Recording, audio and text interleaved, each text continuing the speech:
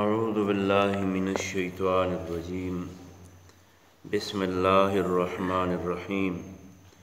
اللهم صل على محمد وعلى آل محمد كما صليت على إبراهيم وعلى آل إبراهيم إنك حميد مجيد وعن أبي هريرة رضي الله تعالى عنه أن رسول الله صلى الله عليه وسلم أتى المقبرة فقال السلام عليكم دار قوم مؤمنين وإنا إن شاء الله بكم لاحقون وددت أنا قد رأينا إخواننا قالوا أولسنا إخوانك يا رسول الله صلى الله عليه وسلم قال أنتم أصحابي وإخواننا الذين لم يأتوا بعد فقالوا كيف تعرف من لم يأت بعد من أمتك يا رسول الله صلى الله عليه وسلم فقال أرأيت لو أن رجلا له خيل غر محجلة بين ظهري خيل دهم بهم ألا يعرف خيله قالوا بلى يا رسول الله صلى الله عليه وسلم قال فإنهم يأتون غرا محجلين من الوضوء وأنا فرتهم على الحوض رواه مسلم دا حدیث حضرت ابو هریرہ رضی اللہ تعالی عنہ نقل کړی دی دا رسول الله صلی الله علیه وسلم یو دوا خبري نقل کړي په دې حدیث کې ذکر دی یو دا چې رسول الله صلی الله علیه وسلم په مقبرو لتو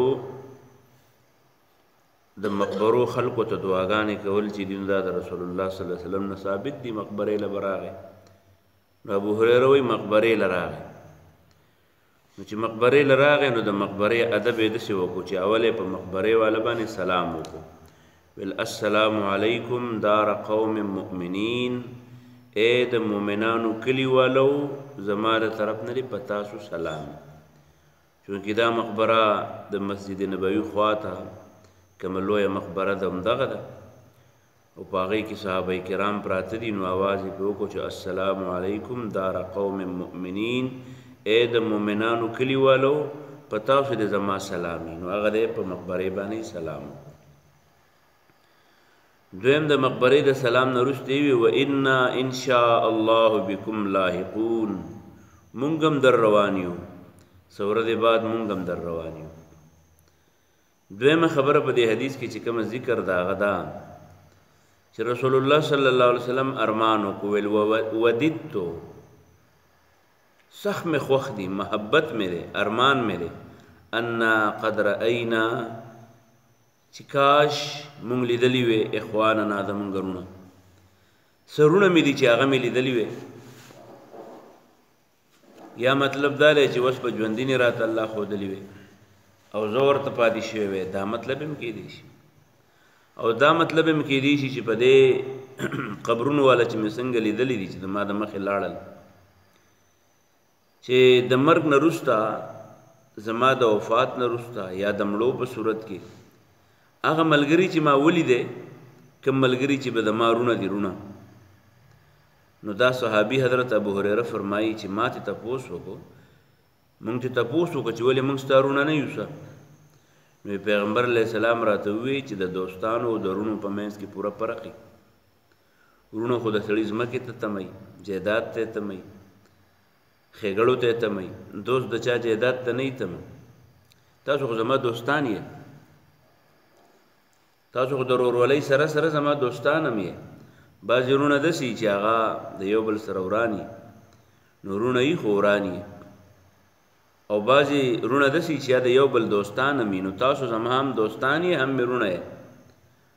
او د چې کوم رونه یادو منو دا نور دي اب وروسته راځي لا پیدا شوي نه دي نو ملګرو ته تپوس وکړو چې د الله پیغمبره چې وروسته راځي او ستا په دور کې بنئ نو ته به څه پېژنې نو رسول الله صلی الله علیه وسلم ورته وویل څه مو خیال دی چې د یو سړي ډېر اوښاني اسونه ډېر اسونه او پدې کې یو اس دو داسي چې داغي په دې تندي باندې تو په توروالي خړوالي کې دننه سپین ټاکي چرګي او یاده چې په دې خپو باندې سپین دغه پټي په دې خپو کې تاو شي غرن محجلین نو چې دا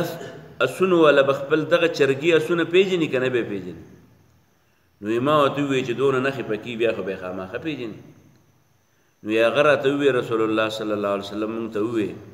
چې زما امتیان د قیامت په ورځ زما مخې له راځي نو په دوه درېو نښو به یې د پیژنم. یوه نښه به یې دا وي چې د هغې په مخ باندې به غرن سپین ټاکی به وي، مخ به ځلیږي، مخ به ځلیږي.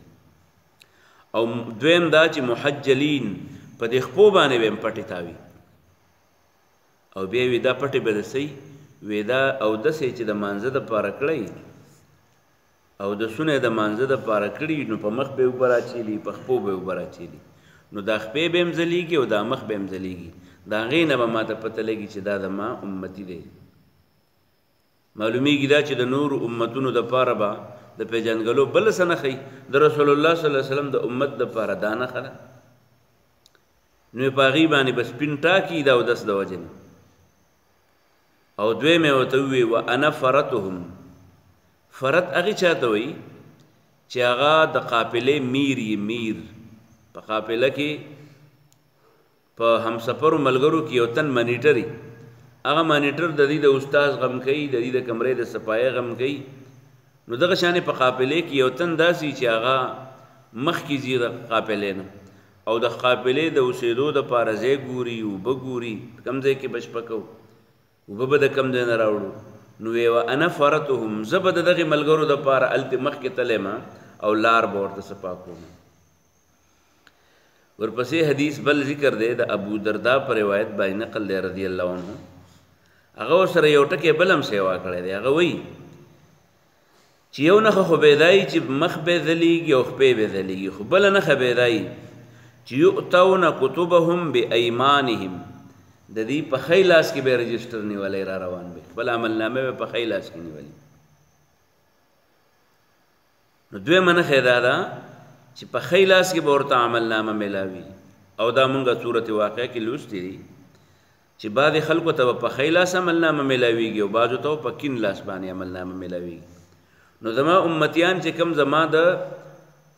کلام الهی او د محمد رسول الله صلی الله علیه وسلم د سنتو باندې کارګري کار فرمایي، نو هغې ته په ښی لاس عملنامه میلاو شوي، نو خپل رجسټر به په ښی لاس کې راغستی. په دې به یې پته لګي چې دا د محمد رسول الله صلی الله علیه وسلم امتي دی. دې مطلب خدا شو چې دا په ښی لاس عملنامه ورکول دا خاص شو د محمد رسول الله صلی الله علیه وسلم د امت دپاره. نو ممکن ده چې صرف د ده د امت دا نه ښیي، د نورو امتونو نورې نه ښیي. خو دویمه دا چې ضروري نه ده چې ځان له دې نښه شي، هر نیک عملو ته په ښی لاس رجسټر میلاوي که نه، نو هم نیک عمل او بد عمله خو بس لږ نه وي، نو ښی لاس والا چې دي نو هغې کې به زما امتیان دي، دا مطلب یې شو. او درېیمه نښه رسول الله صلی الله علیه وسلم دا وویله چې د دې سره چونکې دا به تیاره وي، نو د دې سره به بیټري د ایمان بیټري به وي ورسره، د منځ او اودس بیټري به وي ورسره. لکه یو بل حدیث کې راځي القرآن والصيام یشفعان للعبد یوم القیامه تقدمه البقره وآل عمران. قرآن او روژه به د سړي نه مخکې را روانوي د الله مخې ته، او چې مخکې را رواني نو په دې قرآن کې دوه سورتونه غټ آل عمران او البقره دي، دا به د دې قرآن نه او د دې روژې نه مخکې را رواني. او یشفعان للعبد، دا به د بدله دپاره دعاګانې غواړي. نو دغه نور به ترې هم مخکې. نو درې نښې ذکر شوې، یو دا چې په تندو باندې او په خپو باندې به د اودس د وجې نه نښي، دویم دا په ښی لاس کې به عملنامه وي، دریم دا چې نور به ورسره وي او د هغې رڼا په وجه باندې به د خپله لار یینې مخکې به رواني، جبکې د نورو خلکو سره به دغه بیټریانې او دغه رڼاګانې نه وي. او چې اودسونه یې نه دي کړي، مونځ اودس یې نه دی کړی، د مانځه په ټیم کې پروت و، مونځونه یې نه کول، یا لوبې کولې، یا یې په نورو اوتو بوتو کې سر و، نو د هغې سره به دغه رڼا نه وي، دغه بیټري به ورسره نه وي، عملنامه به ورسره په ښی لاس کې نه وي. نو فرمایل حضرت ابو هریره رضی الله تعالی عنه وعن ابي هريره رضی الله تعالی عنه، د حضرت ابو هریره رضی الله عنه نه روایت دی، دی وی قال ان رسول الله صلی الله علیه وسلم، چې رسول الله صلی الله علیه وسلم اتا راغی المقبره مقبره ته، فقال نو مقبره ولته وی السلام علیکم دار قوم مؤمنین، اے د مؤمنانو کور والا خلکو، پتاسو دې زماره طرف نه سلامي و انا ومنګ ان شاء الله د الله په خوښه سره بكم پتاسو پس لاحقون رست در روانو ووددت او وی ارمان مې دې ان چې مونږه قدر اینا چې لیدلم وې اخواننا خپل رونه قالوا صحابه وته وی اولسنا اخوانک ولې موږ ستارونه نه یو یا رسول الله صلی الله علیه وسلم قالوا نغوت انتم اصحابي تاسو خو زما رونه و اخواننا او تاسو خو زما اصحاب می ملګری می دوستان می و اخواننا ورونه دما الذين اغخلق دي لم ياتوا بعد چې اغلا د سو وخت پورې نه دی راغلي فقالوا نغيوت كيف تعرف تبس پیجنې من اغسل لم ياتي چې لا نه دی راغلي بعد د اوس پورې من امتك استاد امتنا یا رسول الله صلی الله علیه وسلم فقالوا پیغمبر علیہ السلام متوی ارایت استاسو څه خیال له لو ان رجلا کيو سړی له داغه خیل اسنی غر سپنټا کی پکې محجله پخپوی پټی تاو شوی بین ظهره خیل د اغه اسنو په منځ کې دوه من چاتوری بهمن تکتوری دوه من تکتور اسنی الا يعرف خیله ولدا سړی پکې خپل دغه چرګه اس نه پیژني قالوا ملګرو وتوی بلا ولنه یا رسول الله صلی الله علیه وسلم قالوا پیغمبر علیہ السلام وتوی فانهم دوی بیاتون راذی غرا فمخ به سپین داغونه محجلینا پخپو به سپینی پټی اغوختی من الوضوء د نخد او دسنا دو بود او دسنا وانا فرتهم زبر دی جرګمار یم مخ کې بدل املار بوتا واروم علی الحوض په حوض کوثر باندې ولړ به موته حوض کوثر نه بولو بور وعن ابي الدرداء ابو درداء رضی الله عنه روایت دی قال دی وی چې قال رسول الله صلی الله علیه وسلم رسول الله صلی الله علیه وسلم فرمایل انا ذب اول من اولنه هغه سړی ما یؤذنو چې اجازه به ملاو شي له د تر قیامت په ورځ به سجود رسیدې د قیامت په ورځ به الله ته سجده کولو کې دا اولنه يم چې سجده وکوم وانا اول من ذب اولنه هغه کس يم یؤذنو چې اجازه به ملاو شي له هغه ته ان يرفع چې اوچت کی راسه سر خپل سجده به مول کوم او د سجدې نه باول ماته الله تعالی و چې پاسا سجده دی وکړه سغواړي فانظروا نو ذب ګورم الی ما بین یدی زما مخ ته چې سدي فاعرف ذب پیجنم امتی ذما امتیان من بین الامم پنور امتونو کی ومن خلفی او رست چرانه کم یا غب مینم مثل ذلك دغشان وعن يميني خي طرف نظر واړم نه خي طرف ته مخکاری مثل ذلك دغشان وعن شمالي او کن طرف ته بګورم هغه طرف ته زما امتیانی مثل ذلك دغشان فقال رجل يسړی وتوی یا رسول الله صلی الله علیه وسلم اے د الله پیغمبره کیف تعرف امتک تبخل امت څه پیژنې من بین الامم د امتونو په منځ کې پیما په هغه امتونو کې بین نوح الی امتک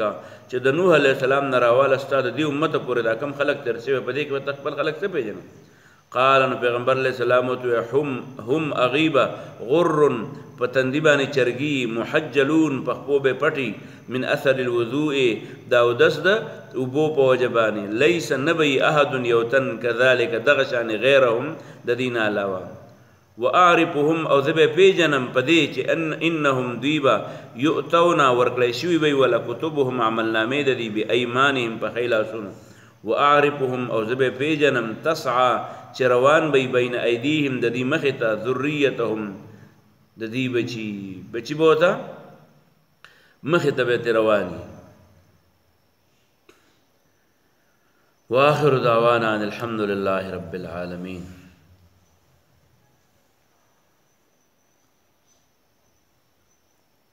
اللهم ربنا اتنا في الدنيا حسنه وفي الاخره حسنه وقنا عذاب النار ربنا اغفر لنا ولاخواننا الذين سبقونا بالايمان ربنا لا تجعلنا فتنة للقوم الظالمين ونجنا برحمتك من القوم الكافرين